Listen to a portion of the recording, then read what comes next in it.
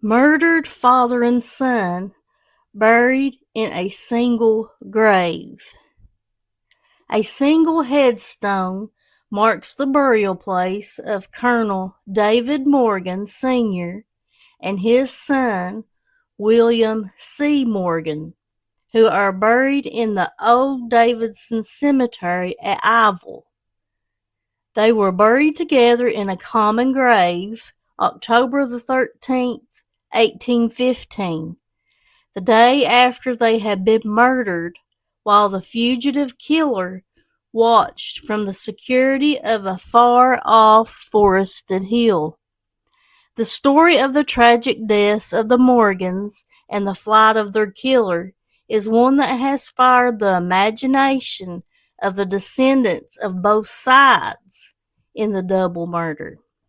Today, after a lapse of 137 years, this story was written in 1953. So today, it's really, 2026. It's 211 years this story took place.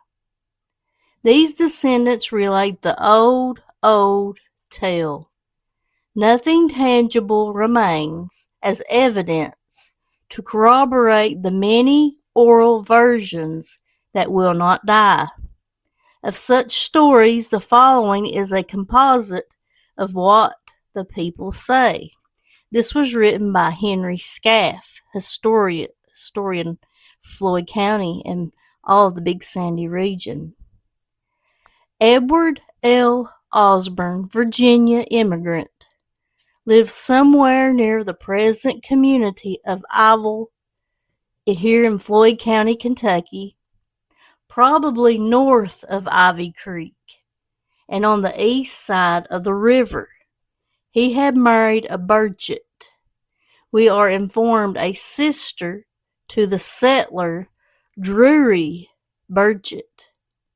Lucinda, a daughter, was in her early teens, and her brothers and sisters were in various stages of childhood and adolescence.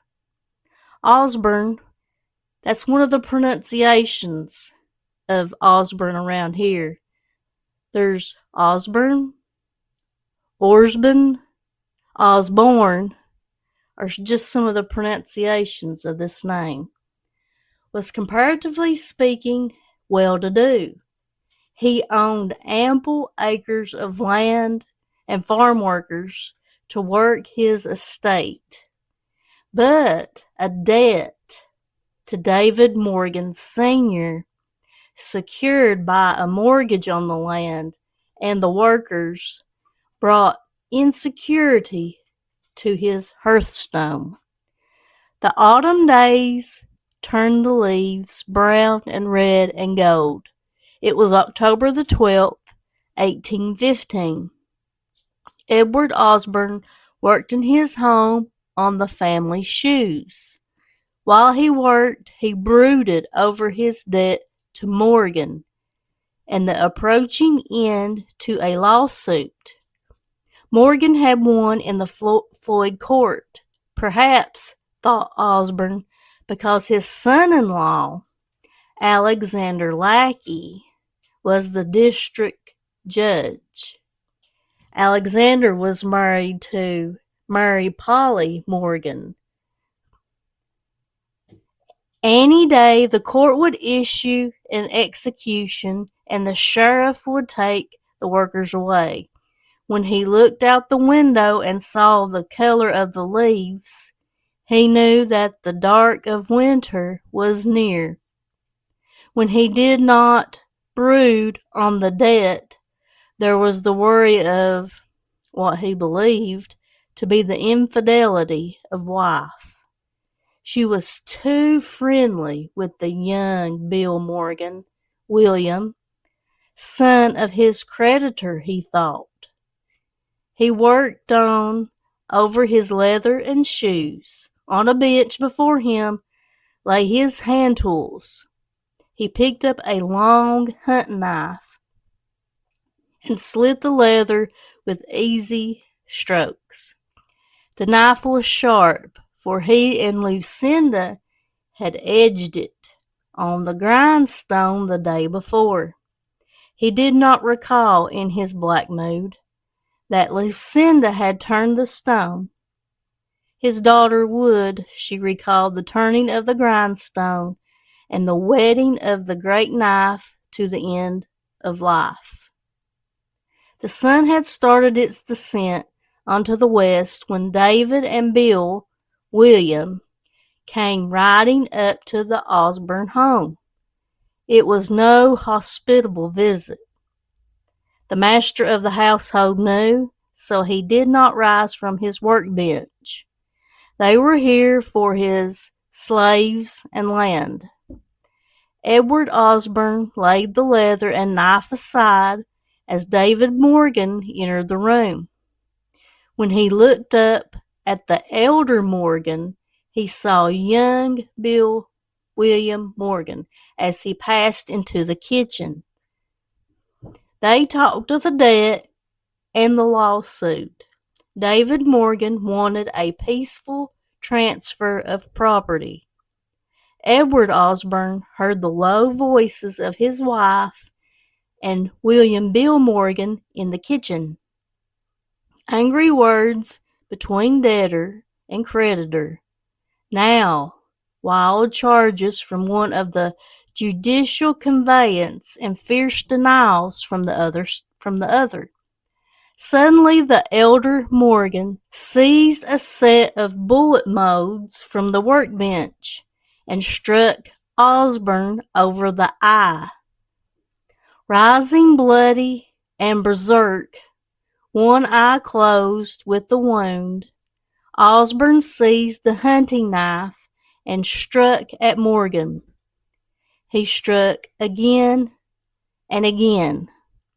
The sound of the affray brought young Bill Morgan to the door of the room. Osborne charged, the weapon held high in his right hand.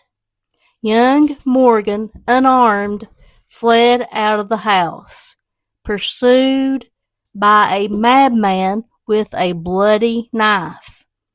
Since young Morgan was fleeing the house by way of the backyard, he was cut off from the road. He vaulted a fence into a hog lot, and as he struck the earth, he stumbled. He had not righted himself when Osborne was upon him. Morgan fell upon his back, and the knife disemboweled him. Miss Osborne, who was following after the running men, screaming and imploring, arrived at the hog lot. Her husband, returning to sanity, threw down the knife, and together they looked upon the dying Morgan. Lucinda came, not crying or screaming, but eyes full of horror at what she saw. The hogs stirred at the smell of warm blood. Lucinda fought with them with stones and sticks, while her parents picked up the disemboweled man and took him over the fence. Edward Osborne vanished into the hills. Night came, and he slept in the outdoors. Morning, and he saw a wooden box carried into his home. Evening, and he saw from the far-off security of a wooded hill a long box carried out. A concourse of people followed up the cemetery hill. One was alive, he thought, and he wondered. That night he approached his home, and in the seclusion of the woodland edge, Miss Osborne told him that both were dead. They had been buried in one coffin and a single grave. The hue and cry for the arrest of Osborne shook the county, for the Morgans were prominent and wealthy for the times. Alexander Lackey, son-in-law of David Morgan Sr., was district judge. The sheriff, Spencer Adams, who was a friend. His deputies were Wilson Mayo, James P. Harris, and James Honaker, were searching and watching every likely hiding place. We are told that John Hatcher made the arrest. No record shows that he was an officer at the time, but I think that later on he would serve as sheriff. But since Osborne was a fleeing felon, he had the right of a citizen to make the arrest. He came upon Osborne asleep in the woods, and there was no resistance. The old log jail that served for the incarceration of prisoners in early Floyd County stood on the present First Avenue in Prestonsburg. At the time of Osborne's confinement, it was presided over by John Harris. In the night following his incarceration, Osborne disappeared. There was a hole burst in the side of the log structure. Edward Osborne was never seen again on Big Sandy. Years passed, Lucinda grew to womanhood and married Joseph Baisden of Tug River. She and other members of the family never believed that their father escaped through the side of the old log jail. They averred that Judge Lynch presided at a lonely trial in the nighttime. In other words, he was lynched and no trial and jury. And that the burial was a secret nocturnal interment in the swamp of what is now Garfield Bottom in Prestonsburg. Children of Edward Osborne claim that no man the size of their father could crowd his body through the opening pointed out by authorities. But rumors in confirmation of Osborne's flight were that he was seen in a canoe at the mouth of Sandy, paddling away to freedom. William Ely, in his Big Sandy Valley book, 1887, gives an account that he had from older residents of Prestonsburg when he was gathering information for his book. He gives the date of the tragedy as 1911. But family historians of the Morgan family say it was 1815, and that's what's on the headstone. Ely narrates in his meager account of the murder, escaping he was not heard from for over 40 years, when an old Sandian passing through southeastern Ohio saw and recognized the double murderer, Osborne. Osborne denied his identity at first, but when he pressed piteously begged the venerable Sandian never to divulge his whereabouts until after his death. During the whole time he had lived within 250 miles on a straight line of the place where he had committed his atrocious crime. Some conflicting facts I have come across. The historical double murder of Floyd County Sheriff and Deputy's son. They were local sheriff and deputy, but not at the time they were killed. Occurred on October the 12th, 1813, not 1815, is another account difference in date. But I think the 1815 date is right. And it says it occurred on their family farm in Iville, Kentucky. And I don't think that's right either. Was acting in his official capacity as sheriff of Floyd County, and they were executing a court-ordered levy against a local tenant farmer named Ed Osborne to satisfy an unpaid debt. When the Morgans attempted to seize his property, which historical accounts note included enslaved laborers, Osborne ambushed and killed both men in cold blood near the residence of Samuel Davidson. So they're saying a difference in location for that. And Samuel Davidson probably did live in that area. He is also buried in the Davidson Memorial Gardens at Ivell. Following the tragedy, David and William Morgan were buried together in a common grave. Okay, that we know. Today, that historical property has been preserved as part of the Davidson Memorial Gardens located in Ivell, Kentucky. A single shared headstone. We know that. Alexander Lackey, who was the son-in-law to David Morgan, was the district judge during the murder. He was married to Mary Polly Morgan, and he is also buried in the Davidson Memorial Gardens at Ivell. While the criminal justice was permanently halted by Osborne's disappearance, the civil and probate courts had to deal with the sudden vacuum left by their death. The Floyd County Court quickly stepped in to manage the estate. Alexander Lackey was legally designated as the administrator of the Morgan estate to settle land disputes and complete pending property transfers. Alexander Lackey was a wealthy Virginian by birth. Lackey relocated to Kentucky and established a large farm at the forks of Beaver Creek. He married into the prominent Morgan family, becoming the son-in-law of Private David Morgan, a Revolutionary War veteran. Following Morgan's death, Lackey spent years legally managing and settling his father-in-law's estate. He lived a long life, dying in December of 1862. Lucinda Osborne Baisden. She was born in 1798 in Virginia.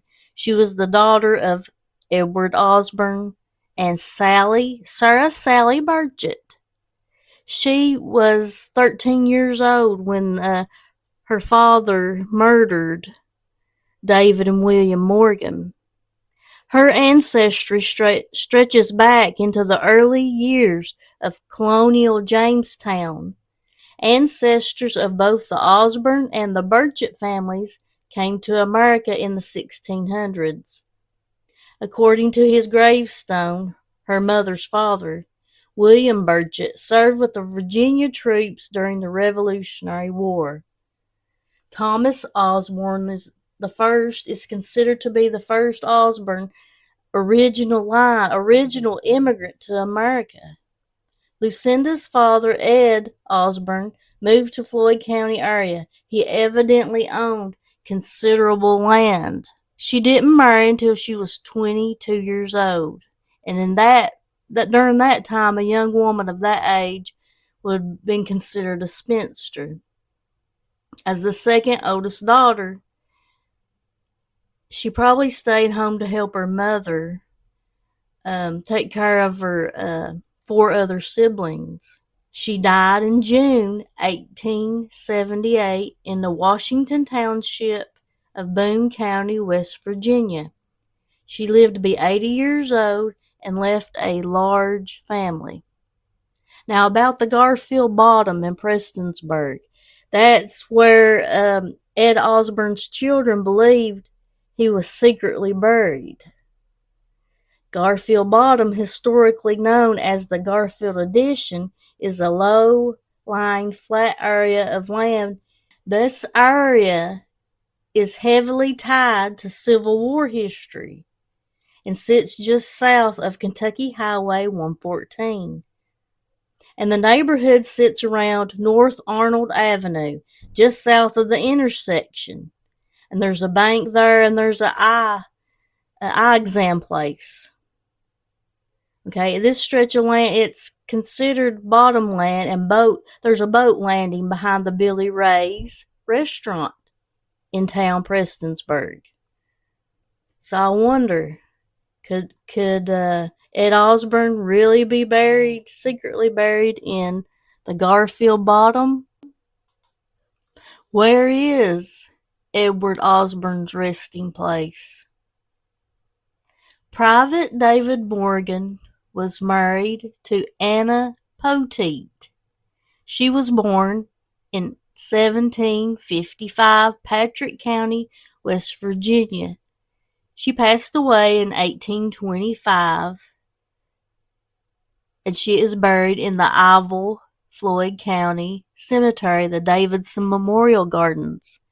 According to Find a Grave, they had 3 children: Olivia Ollie Morgan Atkins, Mary Polly Morgan Lackey, and the other victim, William C. Bill Morgan. And David Morgan was born March 12, 1753 in Pennsylvania County, Virginia. His muster roll is too hard to read.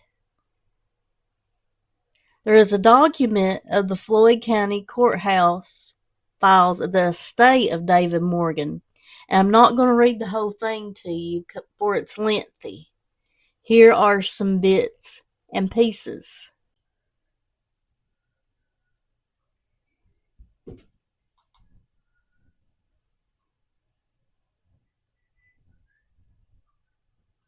Children for Mary Polly Morgan Lackey and Alexander Lackey are Polly Lackey Witten, Greenville Morgan Lackey, Judith Lackey Davidson, James Morgan Lackey, Elizabeth Lackey Martin, and Jane Lackey Myers. Children and family for Olivia Ollie Morgan Atkins. She was born in 1780, Russell County, Virginia. Her death is listed as 1860, Pike County, Kentucky.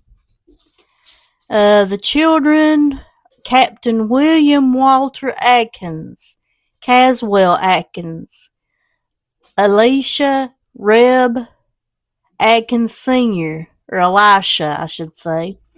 Elisha Reb Atkins Sr. I'll get it right this time. John Morgan Atkins, Elizabeth Atkins Branham. She was married to Thomas Atkins. The only child I can find for the victim's son is Nancy Anna Morgan Hull. Her birth, it says on Find a Grave, is 1810, Pennsylvania, USA.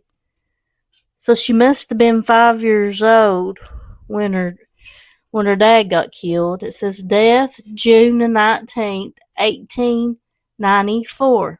Her burial is in the Harveytown Cemetery in Huntington, Cabell County, West Virginia. And I can't find who the mother was. But her family was her spouse, Martin Hull. Her children was Sarah Ann Hull Floyd, Elizabeth Lizzie Hull Overby, Eliza Jane Hull Medler, Matilda Jane Hull Huffman. I foresee a field trip in our future. Ivell, Garfield Bottom, Prestonsburg. There are so many stories, legacy, and relics to recount. Through the branches like a ghost of him. Boot prints fading where the cold creek bends. Ain't nobody asking how the story ends.